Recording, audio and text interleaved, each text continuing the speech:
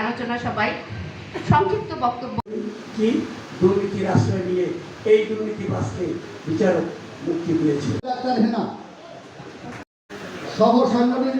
গত মিটিংগুলির কিছু উদাহরণ যেটা আপনারা তো শোনেন নাই। একটা ইয়ং ছেলে ব্যাংকারের গল্প শোনায় আপনাদেরকে, রেফারেন্স দিয়ে অনেক গল্পই তো হলো দুর্নীতির বিরুদ্ধে। ঝড়ে যত ভাগ পড়ে পুলিশের বিজনেস বাড়ে, প্রত্যেকটা থানা একটা বাণিজ্য কেন্দ্র, roads and highways, passport office.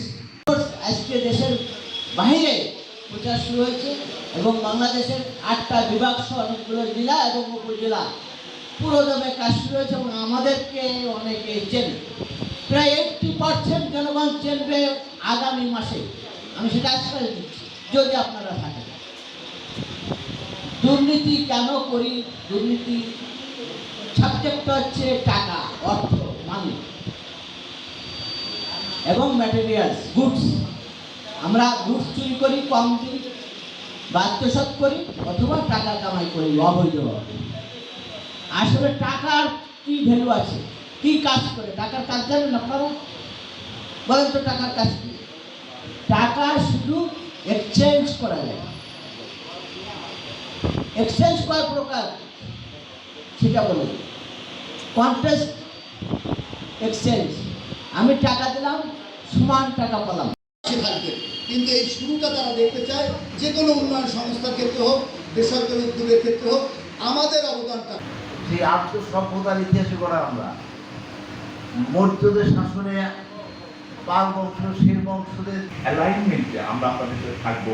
আমরা আমাদের যুক্তিতে এইটাকে অস্ত্র হিসেবে বাংলাদেশ করার উদ্দেশ্যে জনগণের মাঝে সচেতনতা সৃষ্টি করা এবং আগামী প্রজন্মকে বোঝানো যেন তারা অবশ্যই নিজেকে তারা এই দেশকে দুর্নীতি মুক্ত করবেন, দুর্নীতি মুক্ত করতে সহায়তা করবেন, জনসচেতনতা তৈরি করবেন, এর মধ্যে থেকে একটা জায়গা দেবেন।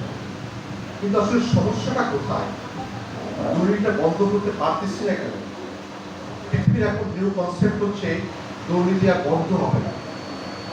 দুর্নীতি থাকবে, তবে সেটা সক্রিয় পর্যায়ে নিয়ন্ত্রিত। সবল উৎপাদন করা সম্ভব না, এটা পৃথিবীতে যারা এই দুর্নীতি নিয়ে গবেষণা করেছেন তারা এক পর্যায়ে সে মতামত পাঠ করেছেন।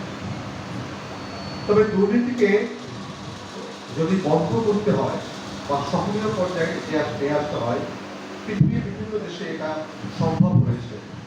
আমার দেশে সম্ভব হচ্ছে না শুধুমাত্র রাজনৈতিক কারণে। আমাদের দেশে দুর্নীতি বন্ধ হচ্ছে না শুধুমাত্র রাজনৈতিক কারণে। কিসের রাজনৈতিক সমস্যাটা? সমস্যা দুর্নীতি বন্ধ করতে হলে দুটা কাজ করতে হবে। দুটা কাজ যদি আমরা প্রথম আমরা যারা এই সচেতনতার কাজ করতেছি, এর মধ্যে থেকে আমরা এই দেশের 100% মানুষকে সচেতন করলাম, দুর্নীতিবাজদের বিরুদ্ধে মিছিল করলাম, মিটিং করলাম, গ্রাউ করলাম, এদেরকে অপমান করলাম, থুতু দিলাম, সবই করলাম। এদিকে দুর্নীতি বন্ধ হবে যতদিন পর্যন্ত তাদের আইনের কাজ করায় দাঁড় করানো না যাবে। দুর্নীতি করলে কি বিচার হয়, কি শাস্তি হয়, এটা যতদিন মানুষ নিজের চোখে না দেখতে পারবে ততদিন দুর্নীতি বন্ধ হবে। দুর্নীতি করে যদি দুই এক মাস 2-1 বছর জেল থেকে আবার বেরিয়ে যাওয়া যায়, 5,000 টাকা লুট করে আমার 14 পুরুষ তাকে বাঁচতে পারবে, এইভাবে সমাজের জেল কাটলাম কতই দেখে। এক সময় রাজনৈতিক পথে পরিবর্তন হলে আমরা অবমুক্ত হয়ে যাব। এই দুর্নীতির বিরুদ্ধে কাজ করতে হয়, প্রথম করতে হবে দুর্নীতি দমন কমিশনকে স্বাধীন করতে হবে। দুর্নীতি দমন কমিশনের ক্ষমতা আরো বৃদ্ধি করতে হবে।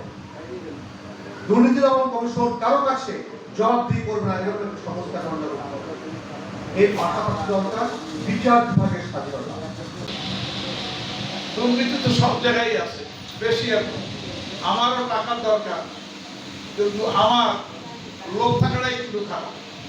টাকার আমার প্রয়োজন, টাকার আমার দরকার। এবং বিভিন্ন বেসরকারি সংস্থা, বিশেষ করে সরকারের দুর্নীতি দমন কমিশন এবং বিভিন্ন বেসরকারি সংস্থা পিরিজপুর জেলায় একটা নতুন কমিটি আছে। সেই সম্মানিত সাংবাদিকবৃন্দকে শুনে আমাদের খুব ভালো লাগছে। গ্রিন পোস্ট বাংলাদেশ শব্দটাও সুন্দর আর তাদের কর্মটাও সুন্দর, যেহেতু তারা সমাজের প্রতিটি